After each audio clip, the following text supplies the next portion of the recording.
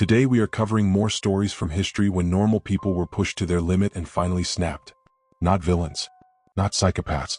Just ordinary people who endured too much, lost too much, and decided that enough was enough. These are their stories. It is 1925 and a 20-year-old woman named Mariya Oktyabrskaya meets and falls in love with a handsome Soviet army cadet named Ilya Oktyabrskaya. They quickly get married and set out to make a life together in the city of Kiev. Mariya loves her husband dearly and she does everything she can to become a good military wife. She joins the Military Wives Council and even trains to become a nurse in the army. She proudly tells everyone she knows, "Marry a serviceman and you serve in the army." And Ilya appreciates the effort. As her husband rises through the ranks in the military, their lives become better and better. They spend 14 wonderful years together as husband and wife. But everything changes in 1939 when World War II breaks out in Europe. And by 1941, the Soviet Union has officially joined the war. Ilya, now an officer, is sent off to the front lines. And as the Germans begin their invasion eastward with Operation Barbarossa, Mariya is evacuated to Siberia. There she patiently waits for a letter from her husband. But nothing comes. Weeks turn to months. Months turn to years. And finally, in 1943, she receives the news she has been dreading the whole time. Ilya was killed in action at the outbreak of the war, defending their home city of Kiev. Mariya is destroyed. The news of his death has taken 2 years to reach her.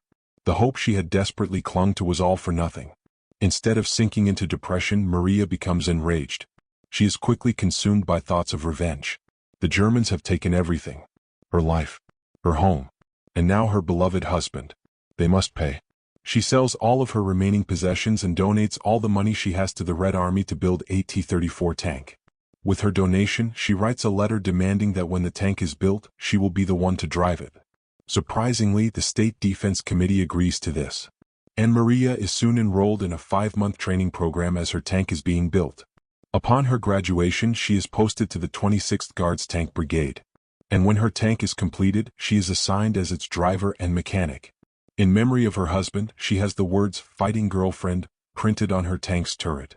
Her crew thinks this is a joke or some kind of Red Army publicity stunt. They cannot believe they are going to be stuck in a tank with some middle-aged woman driving them around. But Mariya soon proves all of her doubters wrong. In her first battle near Smolensk in October 1943, Mariya drives her tank directly into German positions. She crushes machine gun nests under her treads. She rams German artillery. She does not hesitate. She does not retreat. She fights like a woman possessed. Because she is possessed by grief, possessed by rage, possessed by the need to make the Germans pay for every single day she spent waiting for a letter that never came. Her crew is shocked. This is not some publicity stunt. This woman is actually trying to kill as many Germans as humanly possible. And she is terrifyingly good at it. During one battle, Mariya's tank is hit. The tracks are damaged. The tank is immobilized.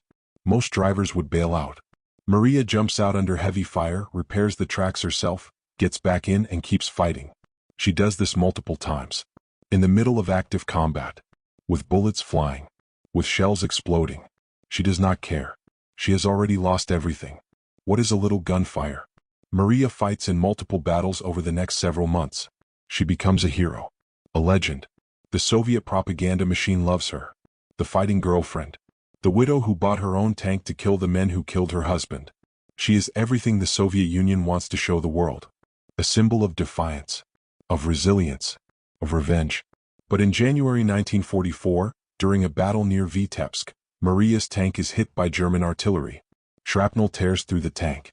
Mariya is severely wounded. She is evacuated to a field hospital. The doctors try to save her. But the wounds are too severe. On March 15, 1944, Mariya Oktyabrskaya dies from her injuries.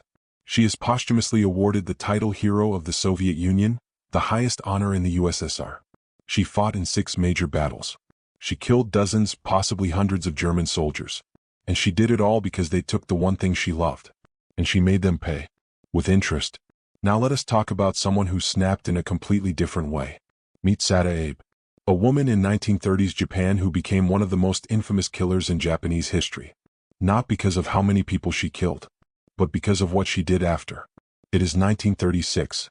Sada Abe is working as a geisha in Tokyo. She has had a rough life. Sold into prostitution as a teenager. Worked in brothels for years. And now, in her 30s, she is trying to make a living as a geisha and occasional sex worker. She is not happy, but she is surviving. And then she meets Kichizo Ishida. He is married. He owns a restaurant. He is charming.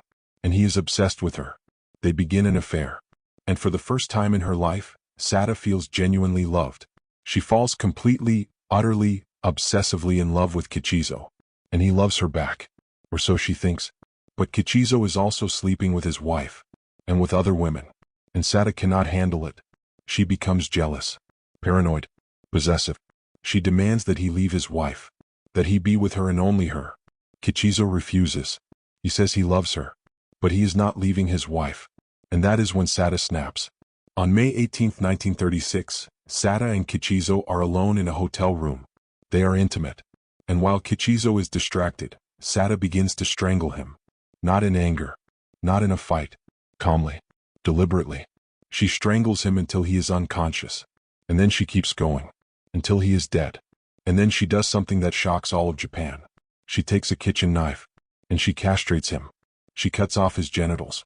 Wraps them in cloth. And carries them with her when she leaves the hotel. For 3 days, Sada wanders Tokyo with Kichizo's genitals in her bag. She writes messages on his body before she leaves. Sada and Kichizo alone together. She does not try to hide. She does not try to run. She just walks around the city, holding the severed genitals of the man she loved. When the police finally arrest her, she does not resist. She does not deny anything. She tells them exactly what she did. And why. She says, I couldn't take his heart with me. So I took the part of him that gave me the most pleasure. Sada Abe is convicted of murder. But instead of being executed, she is sentenced to 6 years in prison. And when she is released, she becomes a celebrity. Books are written about her. Movies are made. She becomes a symbol of obsessive love. Of passion taken to its darkest extreme. She lives the rest of her life quietly, giving occasional interviews, and dies in the 1970s. Sada Abe did not kill out of revenge. She killed out of love. Twisted, possessive, destructive love. And Japan has never forgotten her. Now let us go back further. To medieval Japan. To a Buddhist monk named Benkei. Who started his life as a literal monster and ended it as a legend. Benkei is born in the 12th century. And according to legend, he is born with a full set of teeth and hair. His mother is terrified. She thinks he is a demon. So she abandons him at a temple. The monks raise him.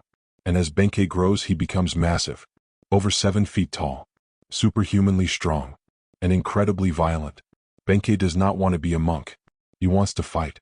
So he leaves the temple and becomes a warrior monk, a Sohei. And he decides he is going to collect 1,000 swords.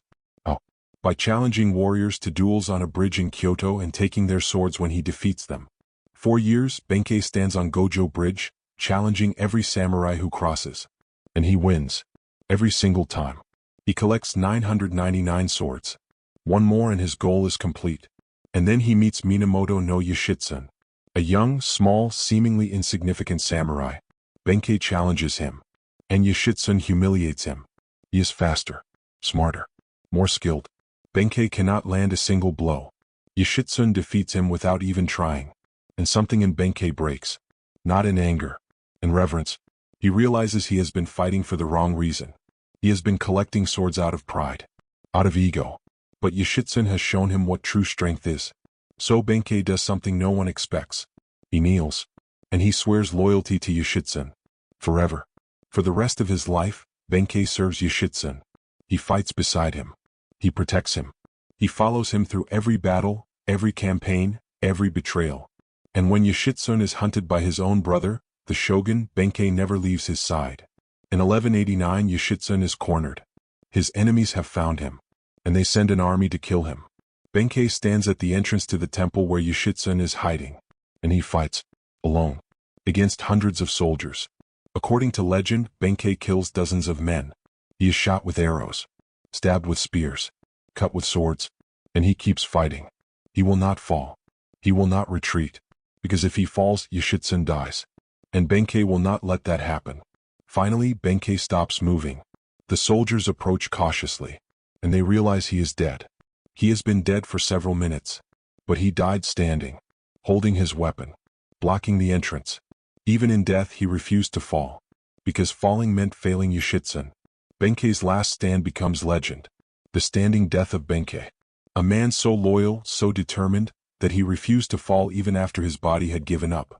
Now let us go to someone who snapped not out of revenge or love, but out of sheer, unbearable injustice. Meet Mary Mallon, better known as Typhoid Mary.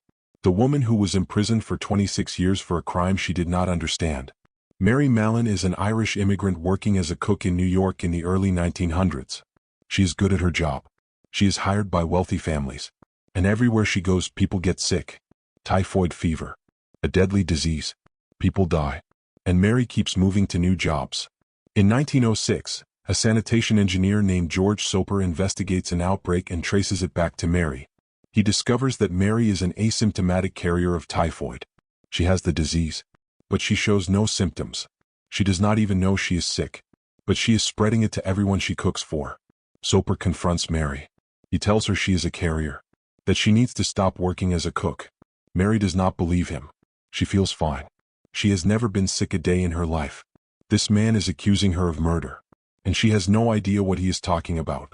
The health department forcibly quarantines her. They lock her up on North Brother Island, a quarantine facility in New York. No trial. No legal representation. Just imprisonment. For 3 years. In 1910, they release her on the condition that she never works as a cook again. Mary agrees. But she has no other skills. Cooking is all she knows. So she changes her name. And she goes back to work as a cook. Because what else is she supposed to do? Starve? In 1915, there is another outbreak. They trace it back to Mary. And this time they lock her up for good.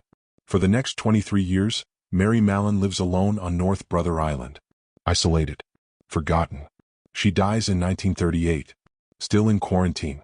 Mary Mallon killed at least 3 people, possibly dozens more. But she never meant to. She did not even know she was sick. She was punished for something she could not control. And she died alone. Angry. Bitter. Convinced that the world had treated her unfairly. And maybe she was right. These are the stories of people who snapped. Mariya Oktyabrskaya, who bought a tank and went to war to avenge her husband. Sada Abe, who killed the man she loved because she could not bear to share him. Benkei, who died standing because loyalty was more important than life.